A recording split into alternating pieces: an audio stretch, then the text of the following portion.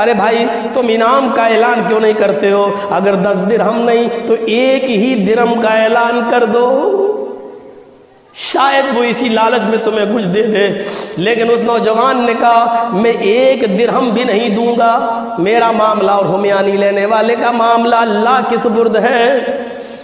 بوڑھے کو لگا جیسے میرے پیروں کے نیچے سے زمین سرک گئی، لیکن تھوڑی دیر کے لیے اپنے ایمانی جذبات میں آیا اور کہنے لگا نوجوان چلو میرے ساتھ اور آؤ اپنی ہمیانی لے لو۔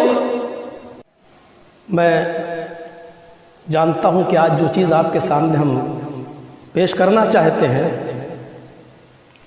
وہ ہم کتنا بھی شارٹ میں اور کتنا بھی ہم چھوٹے وقت میں اگر ہم پیش کریں تو شاید مکمل نہ ہو پائے۔ کوشش کرتا ہوں،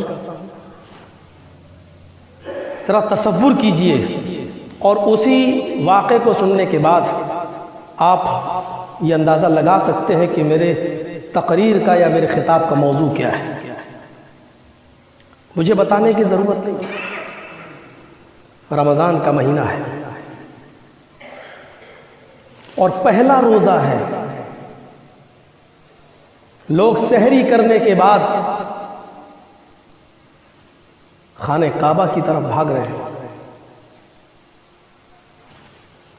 منظر ہے اور کعبہ کے میناروں پر کھڑے ہو کر ایک مؤذن اللہ اکبر کی صدا لگا رہا ہے۔ فجر کی اذان کی آواز جبل ابو قبیس سے ٹکراتے ہوئے، قینقاع کی پہاڑیوں سے ٹکراتے ہوئے، باد نسیم کے جھونکوں سے ملوث کعبہ کے پردے پر اور کعبہ کے غلافوں سے ٹکراتی ہوئی سامعین کے دلوں کو محظوظ کر رہی ہے۔ لوگ جوک در جوک مسجد کی طرف جا رہے ہیں نماز کی ادائیگی کے لیے، اور جو لوگ قریب کے نہیں ہیں وہ لوگ قبلے کی طرف رخ کر کے دل کی آنکھوں سے قبلہ ایسا ہوگا محسوس کر کے قبلے کی طرف نماز ادا کر رہے ہیں۔ اس آواز کو جو بھی سنتا ہے، جتنے قریب کے لوگ ہیں سب خانہ کعبہ کی طرف رخ کر رہے ہیں اور آگے بڑھتے جا رہے ہیں۔ مکے کا کوئی فرد ایسا ہوگا جس نے آواز سنی اور وہ خانہ کعبہ کی طرف نہ گیا ہو۔ 1 رکعت نماز پڑھنے کا ثواب 1,00,000 رکعت کے برابر، کیوں ہم اس سے محروم ہو جائیں؟ سب خانہ کعبہ کی طرف آگے بڑھ رہے ہیں، لیکن ایک 86 سال کا بوڑھا، ہاتھوں میں طاقت نہیں، پیروں میں چلنے کی سکت نہیں، لمبی لمبی فجر میں ہونے والی قرات شاید اتنی دیر تک وہ اپنے کمزور پیروں پر کھڑا ہو کر سننے کی طاقت نہیں رکھتا۔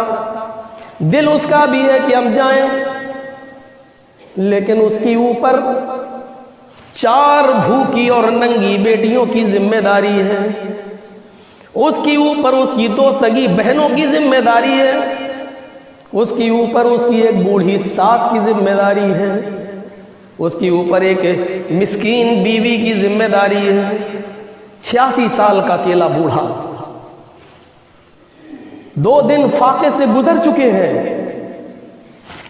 رمضان کا مہینہ شروع ہو چکا ہے، گھر میں کھانے کو کچھ نہیں ہے، خشک کھجوروں کے تھوڑے سے ٹکڑے تھے، اس کو کھا کر اس نے روزہ رکھ لیا۔ فجر کی نماز پڑھنے سے قاصر ہے، نہیں جا پا رہا ہے۔ 4 جوان بیٹیوں کی ذمہ داری، 2 سگی بہنوں کی ذمہ داری، 1 بوڑھی ساس کی ذمہ داری اور 1 بیوی، مسکین بیوی کی ذمہ داری۔ سب نماز پڑھ کے واپس آئے، بیوی کہتی ہے ابو الغیاث ہم لوگ تو بھوکے رہ لیں گے، بچوں کے لیے کیا ذمہ داری ہے تمہاری؟ نکلو چلو، شاید کچھ روٹی کے ٹکڑے مل جائیں تمہیں۔ سورج تھوڑا سا پروان چڑھتا آگے بڑھتا ہے۔ ابو الغیاث نے کہا لبابا تم ٹھیک ہی کہہ رہی ہو، حرکت میں برکت ہے، میں نکلتا ہوں۔ یہ شخص سورج طلوع ہونے کے بعد تھوڑی دیر کے لیے باہر نکلتا ہے، شاید مجھے کوئی مزدوری دے دے، شام تک روٹی کے چند ٹکڑے، کھجوروں کے خشک کھجوروں کے کچھ ٹکڑے خرید کے لے آؤں۔ جاتا ہے، ڈھونڈتا ہے، تلاش کرتا ہے، لیکن کوئی مزدوری نہیں ملتی۔ مایوس ہو کر بیٹھ جاتا ہے۔ اس مکے کی سخت گرمی کی وجہ سے لوگ بھی اب اپنے اپنے گھروں کی طرف جا رہے ہیں۔ تقریباً 12-1 بجے کا ٹائم ہوگا۔ مایوس ہو کر، زندگی سے مایوس ہو کر ایک کونے میں بیٹھ جاتا ہے۔ یہ سوچتا ہے کہ ایمان کی حالت میں میری موت آ جائے اور اس قید خانے سے نکل کر، زندگی کی اس قید سے نکل کر وہ ہمیشہ والی زندگی مجھے مل جائے۔ کبھی سوچتا ہے کہ خودکشی کر لوں، لیکن خود دانا تھا، عالم تھا، میں اپنے رب کو کیا جواب دوں گا اگر خودکشی کر کے مر گیا؟ یہ بزدلی کی موت ہے۔ اس نے ایک چھوٹی سی لکڑی کا تنکا لیا اور اس سے زمین کو کریدنے لگا۔ سوچ میں ڈوبا ہوا، 4 جوان بیٹیوں کی ذمہ داری، 2 سگی بہنوں کی ذمہ داری، ایک بوڑھی ساس کی ذمہ داری اور ایک میری بیوی، 8 تو یہی ہو گئے اور مجھے لے کر 9۔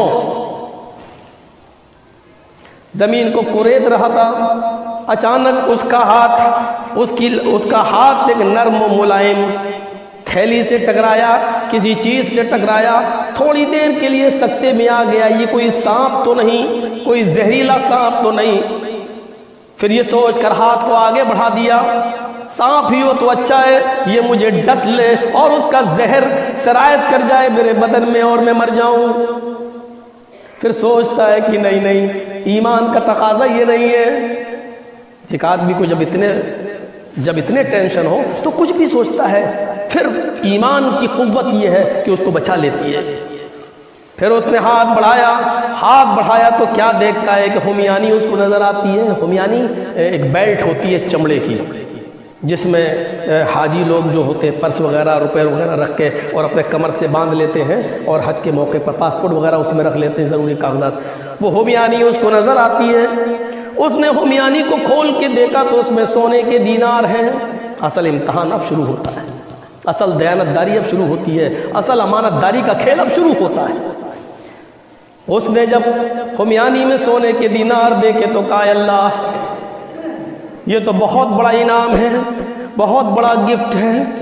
لیکن عالم تھا، دانا تھا، جانتا تھا کہ یہ میں نے محنت سے نہیں کمائی ہے، یہ میری محنت کا نتیجہ نہیں ہے، یہ لقطہ ہے۔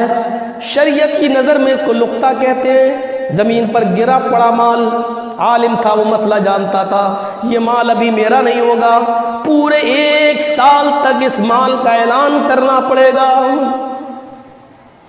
ایک ایک کر کے لوگوں کو جہاں جہاں کوشش کر سکتے ہو وہاں تک اس کا اناؤنسمنٹ کرو، اعلان کرو، تب 1 سال کے بعد جب کوئی لینے نہ آئے تب اس کو تم اللہ کا تحفہ سمجھ کر آپ قبول کر سکتے ہو، تب اس کو آپ لے سکتے ہو۔ یا اللہ 1 سال کی عمر اعلان کروں میں، پتہ نہیں اعلان کرنے کے بعد اگر کوئی مل گیا تو وہ بھی پھر میرا نہیں ہے، اور 1 سال تک میں زندہ بھی رہوں گا یا نہیں رہوں گا، ہاتھ پیر میرے جواب دے گئے، کیا کریں؟ پھر اس نے خیال کیا نہیں، اس آفت کو کون مول لے، اس ہومیانی کو، اس بیلٹ کو جو سونے کی دینار سے بھری ہوئی ہے یہیں چھوڑ دو۔ عالم تھا، اچھا جانکار تھا، مسئلہ معلوم تھا، اگر کسی بھی گری ہوئی چیز پر نظر پڑ جائے، ہم لوگ سب مسئلے سیکھ لے، گری ہوئی چیز پر اگر کوئی پڑی ہوئی ہو، اگر نظر پڑ جائے اور آپ اس سے آگے بڑھ جائیں، فتنہ و فساد میں مبتلا نہ ہو، پتہ نہیں کس کا مال ہے، دیکھ کر اگر آپ آگے بڑھ گئے، آپ نے اس کو ہاتھ نہیں لگایا تو آپ کے اوپر کوئی ذمہ داری نہیں ہے۔ لیکن اگر گری ہوئی چیز کو آپ نے ہاتھ لگا لیا، چھو لیا، آپ کے ہاتھ میں آ گیا، اب آپ اس کو رکھ کر آگے نہیں بڑھ سکتے ہو، اب آپ کے اوپر پوری کی پوری ذمہ داری عائد ہوتی ہے۔ یا اللہ، یہ میری اوپر ایک اور مصیبت آ گئی، کاش میں نے اس ہومیانی کو ہاتھ نہ لگایا ہوتا، آگے بڑھ گیا ہوتا، اب میں نے ہاتھ لگا لیا ہے، اب میں اس کو زمین پر پھینک کر یا اسی جگہ رکھ کر آگے واپس بھی نہیں جا سکتا۔ شریعت منع کرتی ہے، جناب محمد رسول اللہ صلی اللہ علیہ وسلم منع کرتے ہیں۔ اب کیا کریں؟ اس نے ہومیانی کو اپنے ہاتھوں میں لیا اور سیدھے اپنے گھر کی طرف چلا، چوروں کی طرح گھر میں داخل ہوا تاکہ میری بیوی کی، میری ساس کی نظر نہ پڑے، ورنہ بھی ان دیناروں کو فروخت کر کے کوئی چیز کھانے پینے کی چیز کا مطالبہ ہو جائے گا۔ چوروں کی طرح گھر میں داخل ہو رہا ہے، لیکن بیوی کو قدموں کی آہٹ پتہ چل جاتی ہے۔ ابو الغیاث کیا ہے؟ کہا کچھ نہیں۔ کہا نہیں، تمہارے ہاتھ میں کچھ ہے، تم کچھ چھپا رہے ہو۔ آگے بڑھی تو بابا دیکھا تو ہومیانی ہے، 1000 سونے کے سکے ہیں، دینار ہیں۔ کہا اللہ تعالیٰ نے تمہیں گفٹ دیا ہے، جاؤ بازار سے کچھ خرید کر لاؤ، بچے بھوکے شام کو روزہ افطار کر لیں گے، امیروں کے یہاں دسترخوان سجتے ہیں، ہمارے یہاں پر بھی آج افطار کا انتظام ہوگا۔ نہیں لو بابا، یہ لقطہ ہے، گرا ہوا مال ہے، 1 سال تک اس کا اعلان کرنا پڑے گا، اس کے بعد کہیں جا کر یہ میرا ہوگا۔ نہیں میری بیوی، میں نے اپنے 80 سال 86 سال کی زندگی میں 50 سال بڑی امانت داری کے گزارے ہیں، اب میرے پیر قبروں میں لٹک چکے ہیں، اب میں ایسا نہیں کر سکتا ہوں، میں اپنی اتنے سال کی عبادت کو چند درہموں اور دینار کے لیے ہم برباد نہیں کر سکتے۔ اے میری بیوی صبر کرو، اللہ کوئی راستہ نکالے گا۔ ادھر لبابہ کہتی ہے اے میرے پیارے شوہر، تم بیویوں کی تمہیں بچیوں کی فکر نہیں ہے، تمہیں اپنی بوڑھی ساس کی فکر نہیں ہے، تمہیں اپنی جوان بہنوں کی فکر نہیں ہے۔ ارے یہ مال تم نے چوری تھوڑی کیا ہے، تم نے ڈاکہ تھوڑی ڈالا ہے، یہ تو اللہ تعالیٰ نے تمہیں زمین پر تمہیں دلا دیا ہے، یہ سمجھ لو کہ اللہ کی طرف سے ملا ہوا تحفہ ہے۔ نہیں میری بیوی، میں شریعت کو جانتا ہوں، لقطہ ہے، گرا ہوا مال ہے، 1 سال اعلان کرنے کے بعد یہ میرا ہو سکتا ہے، اس سے پہلے نہیں۔ جاؤ، اگر اس لقطے کے بارے میں، اس دیناروں کے بارے میں اگر تم نے کسی کو بتایا تو تجھ پر طلاق۔ سہم گئی بیچاری، دیانت دار بھی وہ تھی، ایماندار بھی وہ تھی، لیکن پوزیشن ایسی ہے، اپنے شوہر سے کہتی ہے نہیں طلاق کے بارے میں مت بولیے، میں تو آپ سے صرف یہ کہنا چاہتی ہوں، ایسی صورت میں تو ہمارے گھر کی حالت میں تو اسلام یہ کہتا ہے بالکل نہیں۔ یہ شخص اب جاتا ہے خانہ کعبہ کی طرف، چلے اعلان کریں، دیکھیں شاید اللہ کی کسی بندے کی یہ ہومیانی ہو، یہ دینار ہو، اس کے پیروں میں طاقت آتی ہے، خانہ کعبہ کی طرف جاتا ہے، ظہر یا عصر کی نماز خانہ کعبہ میں پڑھتا ہے، یہ چاہتا ہے کہ میں کھڑے ہو کر اعلان کروں، لیکن اعلان کرنے سے پہلے کیا دیکھتا ہے، ایک خراسانی نوجوان کھڑا ہے، وہ کھڑے ہو کر خود اعلان کر رہا ہے کہ لوگوں سنو، یہ خانہ کعبہ ہے، یہ اللہ کا گھر ہے، اور میں آج ایک اعلان کر رہا ہوں۔ وہ اعلان یہ ہے کہ میری ایک ہومیانی غائب ہو گئی ہے، 1000 دینار اس ہومیانی کے اندر موجود ہیں، سونے کے سکے موجود ہیں، اگر اللہ کی کسی بندے کو وہ ہومیانی ملی ہو وہ مجھے دے دے، میری ہومیانی واپس کر دے، اللہ اس کو ڈبل اجر دے گا، اللہ اس کو ڈبل بدلہ دے گا۔ اس بوڑھے نے کہا، نظر آسمان پہ ڈالی، اللہ 1 سال کیا، یہ تو 1 دن بھی ہم اپنے پاس نہیں رکھ پائے اور اس کا مالک ہمیں نظر آ گیا۔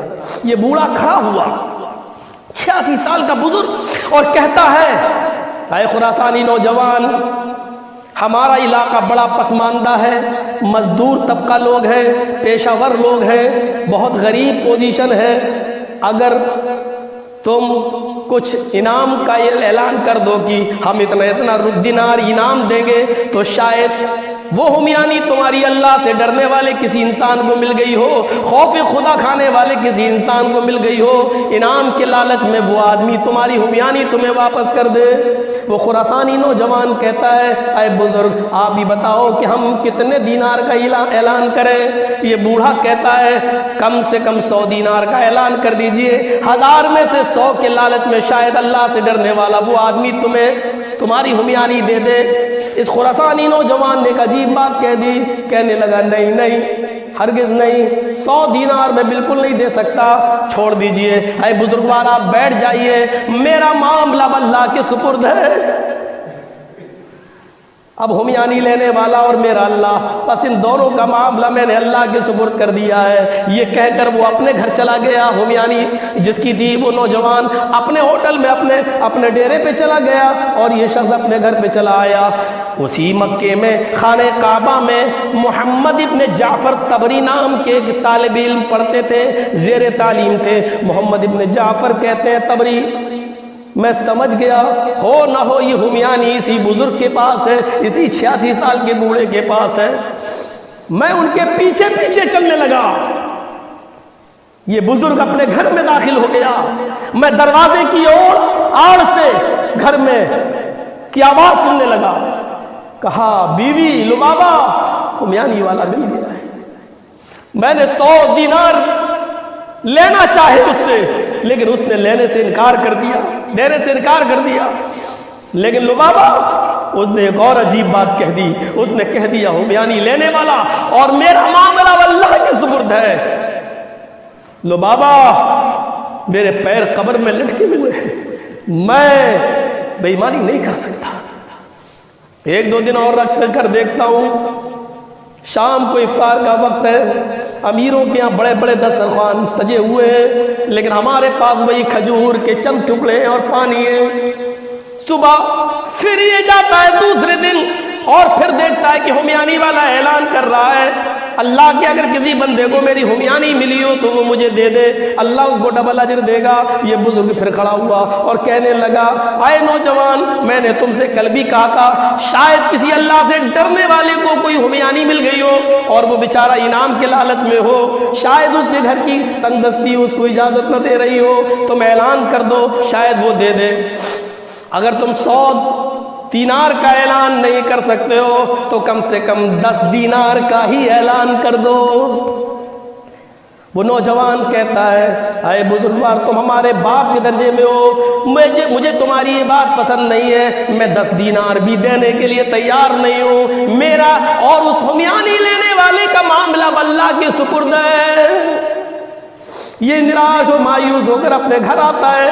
محمد ابن جعفر طبری کہتے ہیں کہ میں نے پھر پیچھا کیا، پھر آواز سنی گھر کے باہر، اے میری بیوی، وہ 10 دینار دینے کے لیے بھی تیار نہیں ہے، اب کل میں آخری چال چلوں گا، ایمانداری کی چال چلوں گا، ہمیں حرام مال نہیں چاہیے، شاید وہ اللہ کا بندہ کچھ دے دے، کل کا چولہا جل جائے، کل ہمارے گھر میں بھی کچھ پک جائے۔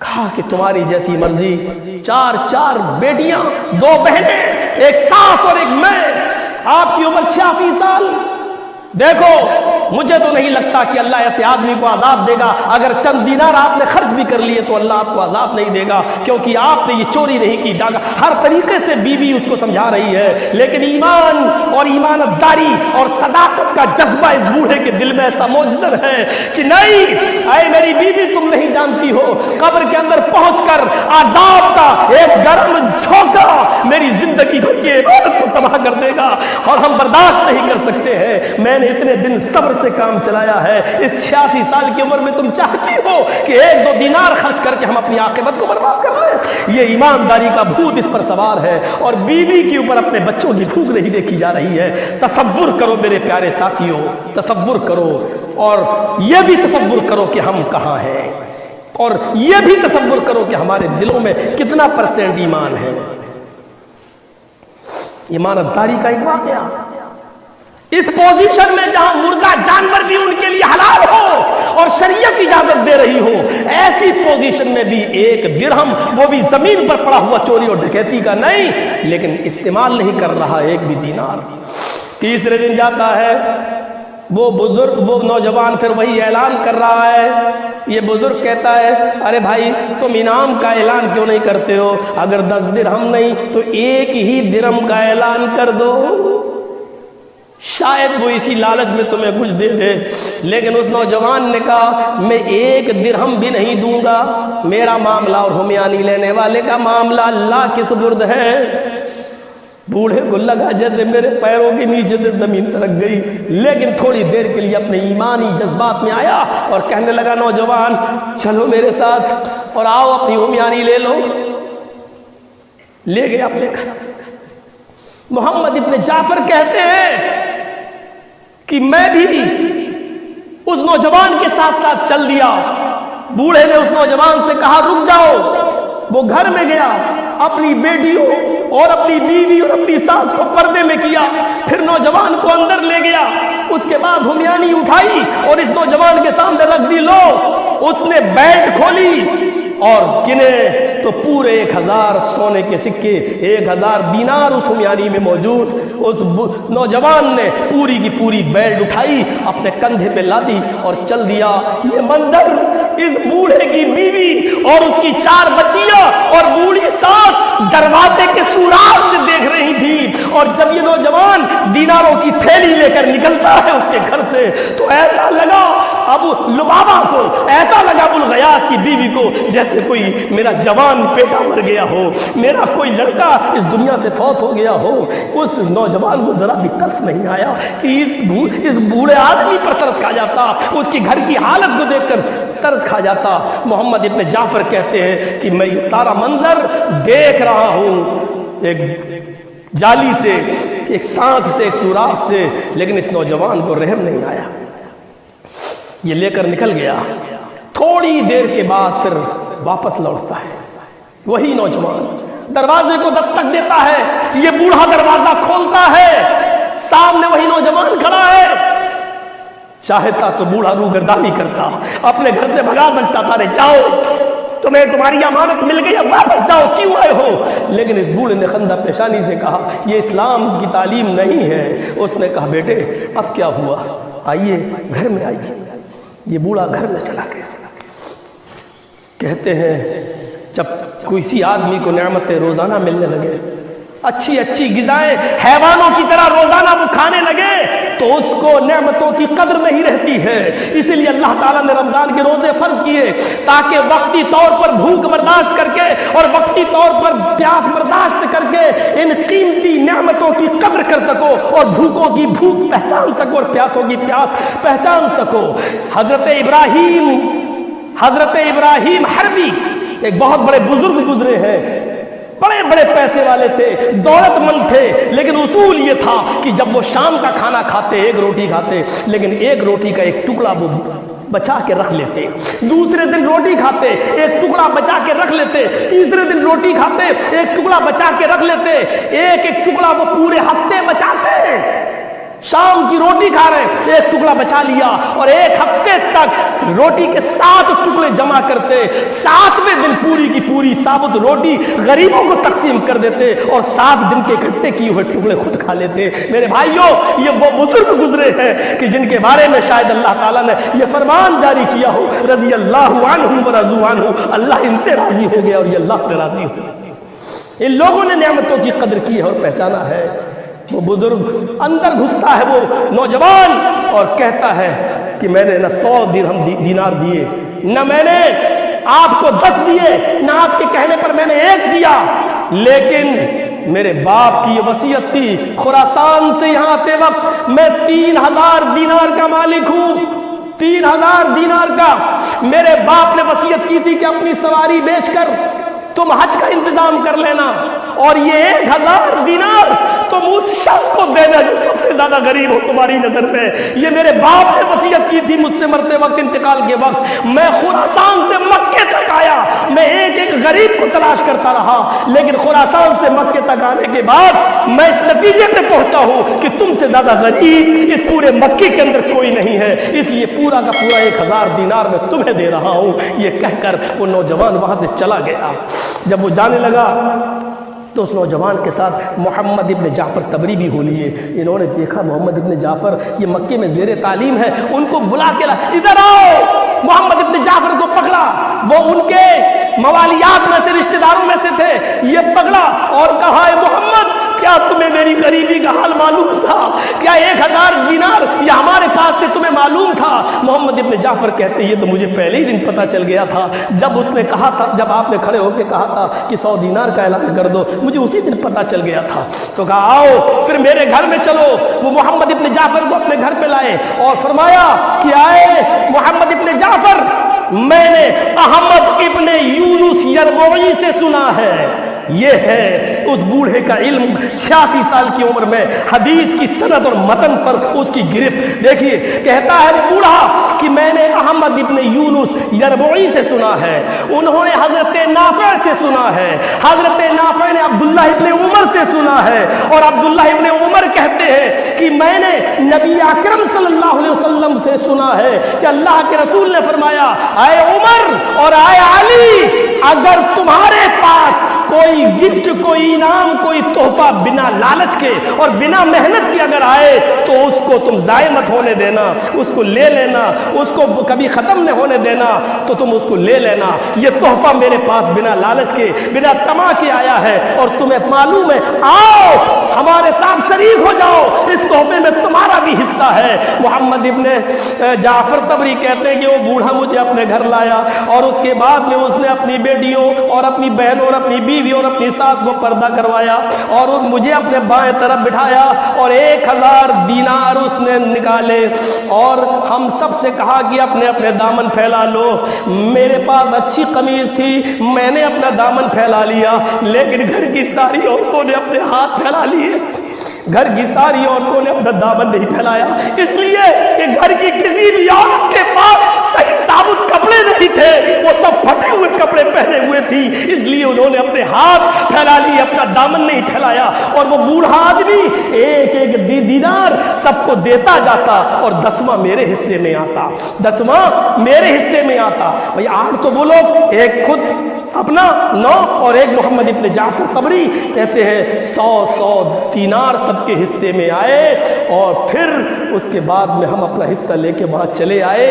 اس کے بعد میں نے دیکھا، میں پڑھا، اپنے شہر چلا گیا، کچھ دنوں کے بعد جب میں لوٹ کے آیا تو میں نے دیکھا کہ اس بوڑھے کی 4 بیٹیاں شہزادوں کے ساتھ بیاہ دی گئی ہیں، ان کے ساتھ نکاح ہو گیا، اور پھر میں وہاں جاتا تھا، ان کے شوہروں سے ملتا تھا، اور ہمیانی والا پورا قصہ سناتا تھا، یہ لوگ سنتی تھی۔ اور پھر ایک وقت ایسا آیا کہ 40 سال کے بعد پھر میں مکہ گیا، اور پھر میں نے سنا کہ اب نہ بوڑھا، وہ بوڑھا تو پہلے ہی انتقال کر گیا، اب اس بوڑھے کے بچیوں میں سے کوئی بھی زندہ نہیں رہا، وہ سب آخرت میں قبر میں ابدی نیند سو گئے ہیں۔ میرے پیارے ساتھیوں، اس پورے واقعے کو آپ جہاں چاہے وہاں فٹ کر سکتے ہیں، امانت داری پہ فٹ کر سکتے ہیں، دیانت داری پہ فٹ کر سکتے ہیں، صبر کے موضوع پر فٹ کر سکتے ہیں، استقلال کے موضوع پر فٹ کر سکتے ہیں، اور اس واقعے سے یہ نتیجہ نکال سکتے ہیں کہ میرے بھائیوں، جو آدمی آخرت سے ڈرا اور اس نے اپنی زندگی کو حرام کی طرف نہیں دوڑایا،